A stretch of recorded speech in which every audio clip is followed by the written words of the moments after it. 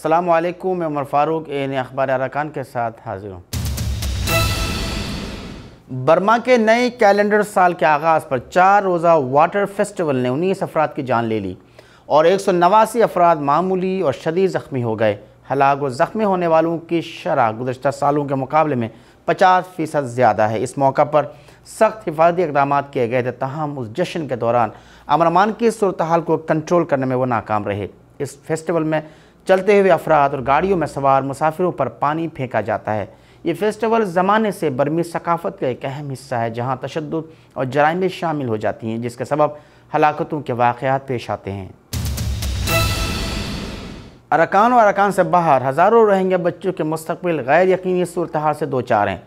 तालीम जैसी बुनियादी ज़रूरत की अदम दस्तियाबी और हुकूमती पाबंदियों ने बच्चों को जहालत में धकेल दिया है।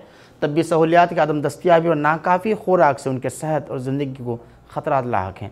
घरों से बेघर होकर परवरिश पाने वाले बच्चों के जहनों को उनके ख़ानदान पर बीतने वाले मसाइब ने नफसियाती तौर पर मुतासिर किया है। हज़ारों बच्चों का मुस्तक़बिल तारीकी में डूब रहा है। एक नस्ल जहालत के अंधेरों में गुम होते जा रहे हैं और इन बच्चों को जहालत एहसास महरूमी से बचाने के लिए कहीं से भी काबिल ज़िक्र कोशिश होता नज़र नहीं आते। अक़वाम मुत्तहिदा ने बच्चों के हकूक़ के लिए जामे आलमी कानून साजी की थी, जिन पर बर्मा में अमल दरामद के लिए कभी कोशिश नहीं की गई। आलमी बरादरी को आगे आकर इन बच्चों के मुस्तक़बिल को बचाना होगा।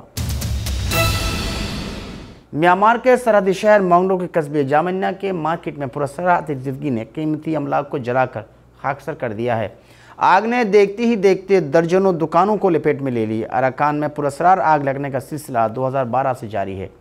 उन अतिदीगियों के पुष्ट पर मग इंतहा पसंद ग्रुपों के हाथ होने का कई मुतअद्दिद मौक़े पर नाकाबिल तरदीद सबूत सामने आ चुके हैं, जिसके बावजूद उनके ख़िलाफ़ कोई कार्रवाई नहीं की गई। बुद्ध इंतहा पसंद मुसलमानों के घरों और कारोबारी मराकज़ को निशाना बनाते हैं, ताकि मुसलमानों को माशी तौर पर अदम इस्तेहकाम से दो चार किया जा सके।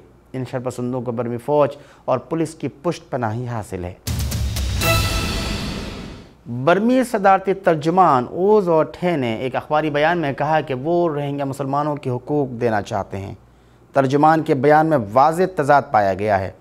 हुकूमती तर्जुमान का बयान ऑंग सान सू की की BBC को इंटरव्यू के बाद सामने आया। सदारती तर्जुमान के बकौल ज़बरदस्ती उस मसले को हल नहीं करवाया जा सकता। इस बयान को बर्मी हुकूमत की एक सियासी और सिफारती चाल करार दिया जा रहा है। रोहिंग्या सियासी और समाजी रहनुमाओं ने इस बयान को गैर संजीदा करार दिया है।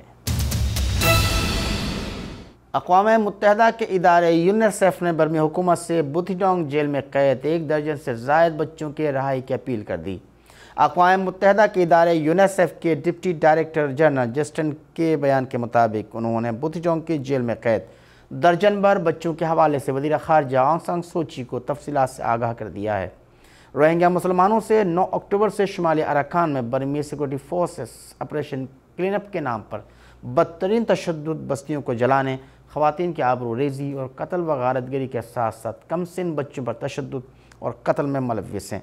यह पहला मौका है कि अक़वाम मुत्तहिदा के इदारे ने अरकान के जेलों में कैद कम सिन बच्चों के रहाई के लिए बाज़ाब्ता बर्मी हुकूमत से अपील की है।